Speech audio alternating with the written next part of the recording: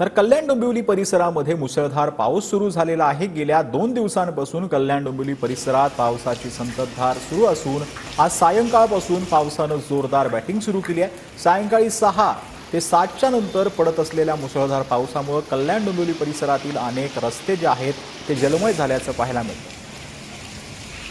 गेल्या 2 दिवसापासून कल्याण डोंबिवलीमध्ये पावसाची संततधार सुरू आहे। तर आज संध्याकाळपासून कल्याण डोंबिवलीमध्ये पावसाने चांगलीच बॅटिंग सुरू केली आहे। मी सध्या उभा आहे शहाड स्टेशन परिसरात आणि आपण पाहू शकतो या ठिकाणी मुसळधार पाऊस जो आहे रात्री 8 वाजेच्या नंतर सुरू झालेला आहे। एकंदरीत या पावसामुळे शहाड परिसरातील अनेक रस्त्यावरती पाणी साचण्यास सुरुवात झालेली आहे।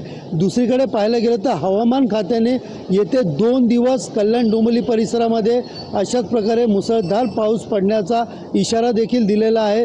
मात्र या अशाच प्रकारे रात्रभर मुसळधार पाऊस असला तर अनेक सखल भागामध्ये कल्याण डोंबिवली परिसरातील अनेक सखल भागामध्ये पाणी साचण्याची शक्यता वर्तवली जात आहे। सर्वेश तायडेसह सुनील जाधव, TV9 मराठी, कल्याण।